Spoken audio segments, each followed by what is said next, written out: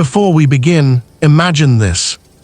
A starving Apache woman collapses in front of a lone cowboy in the middle of the merciless desert. She offers him the only thing she thinks might save her life, but instead of taking advantage, he simply says 4 words that change everything: stay by the fire. What happens next is a story of danger, survival, and a bond neither of them expected. If you love Wild West dramas, gripping survival tales, and emotional frontier stories, make sure to subscribe, share, and drop a comment below. Your support keeps these stories alive. Now let's start this story. The wind carved through the canyons like a knife, carrying with it the dry scent of dust and the distant echo of coyotes. The cowboy rode slow, hat tipped low, eyes scanning the fading horizon as the sun bled into crimson. His horse breathed heavy from the long journey, hooves crunching over brittle earth. He wasn't looking for trouble, nor expecting company, just trying to reach the abandoned line shack before nightfall. But fate had other plans waiting for him in the dying light, plans shaped like a starving Apache woman collapsing across his path with the last strength she had left. Her body hit the ground so quietly that for a heartbeat he thought he imagined it. But when he dismounted and knelt beside her, he saw the truth in the hollow of her cheeks, the trembling of her fingers, and the cracked lips trying to whisper something that wouldn't come out. She was exhausted, beyond exhausted. Her skin felt cold, her breathing shallow. She looked up at him with eyes filled with both fear and defiance, as if even now she refused to surrender. The cowboy lifted her gently, feeling the weight of someone who had gone too long without food or hope. He carried her to a small patch of shade near a fallen log, lowering her carefully. She tried to sit up, but her strength failed. Her voice was no more than a faint rasp as she pointed weakly toward the distant hills, where smoke spiraled faintly into the sky. The cowboy recognized the signal instantly: Apache smoke, a call for help or warning, but this woman was alone, injured, and starving. Whatever had happened to her clan, it had left her stranded in a land that gave mercy to no one. He poured water from his canteen, tilting it to her lips. She drank like someone tasting life again. For a moment she seemed to drift in and out of consciousness, mumbling words he didn't understand. When she finally steadied, she grabbed his wrist with surprising force and looked straight into his eyes. Hunger and fear mixed in her expression, but there was something else, something desperate. She spoke again in fragments of broken English, offering him something in exchange for food and safety. The cowboy's jaw tightened, and he looked away toward the darkening horizon. Whatever she thought she had to offer, whatever bargain she believed necessary, he wasn't that kind of man. Night crept in fast as the desert temperatures dropped. He built a fire, the crackle of dry wood echoing through the quiet. The Apache woman watched him, her body shaking from cold and exhaustion. She tried again, voice trembling, offering herself with a defeated shame in her eyes, mistaking him for the kind of drifter who preyed on the weak. She believed this was her only chance to survive. The cowboy stopped what he was doing, stared at her for a long, heavy moment, then shook his head slowly. His reply was simple, soft, but firm enough to be understood. Stay by the fire, that's all. She blinked, confused. It was clear she had expected something else, expected him to demand, to take, to use. But he turned his back to her, focusing on the fire and the warmth it offered. She hesitated before inching closer, letting the heat brush against her frozen skin. For the first time since he found her, her breathing steadied. She watched his silhouette outlined against the flames, and something flickered in her eyes: uncertainty, perhaps even trust. The cowboy remained silent, tending the fire, pretending not to notice the way she stared, as if trying to understand what kind of man he was. Hours passed in quiet. Coyotes howled in the distance, and the fire hissed as sap from the logs bubbled. The woman lay wrapped in his spare blanket, her eyes half open, studying the sky. The cowboy sat upright, rifle across his knees, listening to the night. He didn't sleep, he knew better. Too many dangers stalked the desert after dark, both animal and human. Every so often he glanced at her, checking if she was still breathing, still warm enough. She noticed once and quickly closed her eyes, pretending to sleep.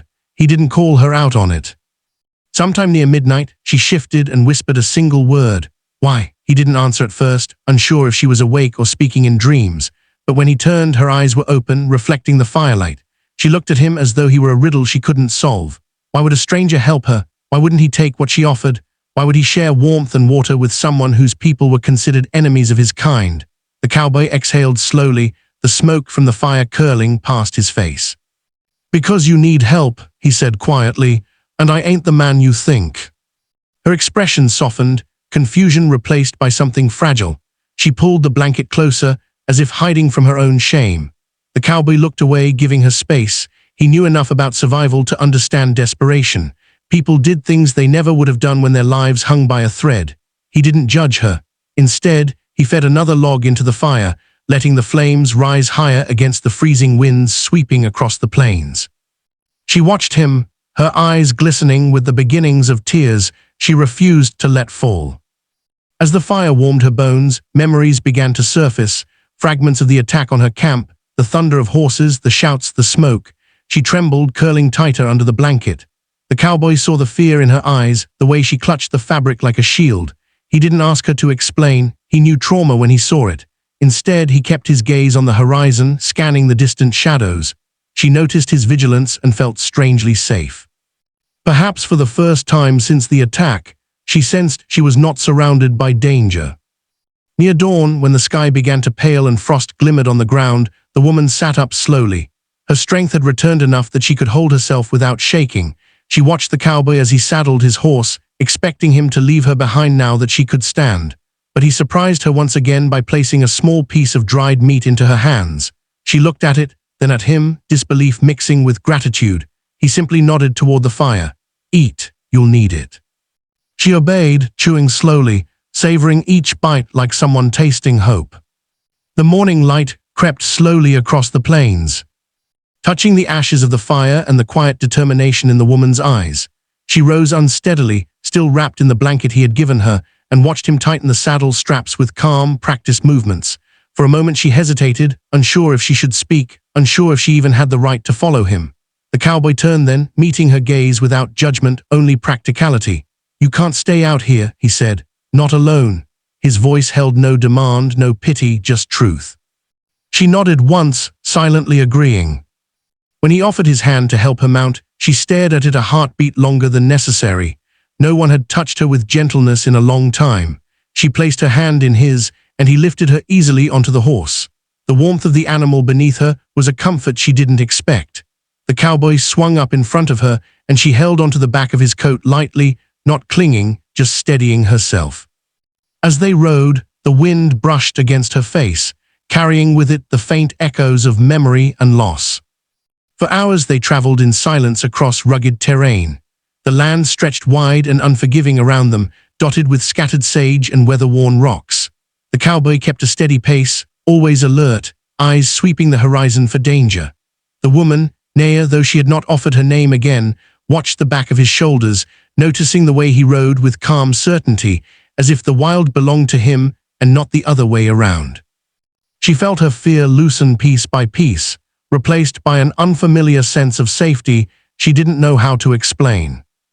Around midday they reached a creek, and he brought the horse to a stop. They dismounted, and Naya knelt beside the water, cupping her hands to drink. Her reflection stared back at her, tired, bruised, but alive.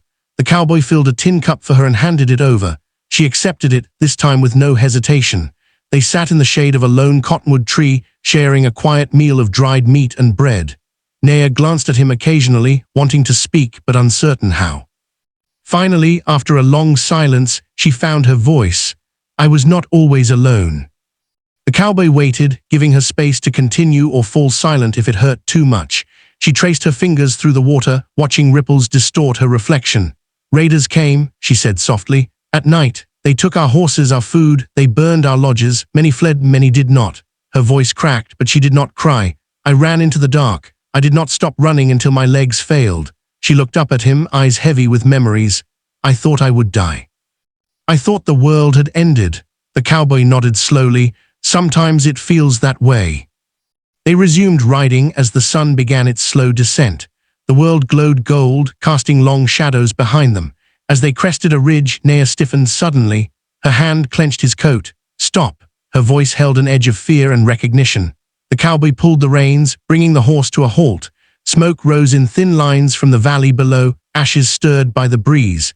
Naya slid off the horse before he could stop her, stumbling toward the remnants of her village. The cowboy followed, giving her space, but staying close enough to protect her if danger lingered. The camp lay in ruins, charred wooden frames, scattered pottery, trampled earth. The smell of old smoke still clung to the ground. Naya walked slowly, touching remnants of the life she once knew. A broken cradle board, a fallen spear, a discarded bracelet half buried in dust. She knelt and picked it up, pressing it against her chest. The wind whispered through the ruins like ghosts speaking through time. The cowboy stood behind her, hat in his hands, saying nothing. He understood grief, even if their worlds were different. Loss was a language spoken the same way everywhere. After a long silence, Naya finally rose. Her face carried sorrow, but also something deeper, resolve. She turned toward him, standing with the weight of her people behind her. "There is nothing left for me here," she said, "but I am not dead, not yet." Her words carried strength, fragile but growing. The cowboy nodded. "Where will you go?" She looked toward the horizon, where sky met land in endless possibility. "Where the spirits guide me, and until then I will ride with you if you allow it." He studied her, seeing no helplessness now, only determination. He gave a small nod. "It's your choice." She stepped toward him, gratitude softening her features. As she approached, the sound of distant hoofbeats cut through the silence. Colt's hand went instantly to his gun. Naya froze, eyes scanning the horizon. A group of riders appeared on the ridge, 5 men armed, moving fast. Raiders, the same kind who destroyed her camp. Naya's breath caught in her throat. The cowboy moved in front of her protectively, voice low and calm. "Stay behind me." The raiders spotted them, spurred their horses, and thundered down the slope toward them. Cowboy pushed Naya toward a fallen log.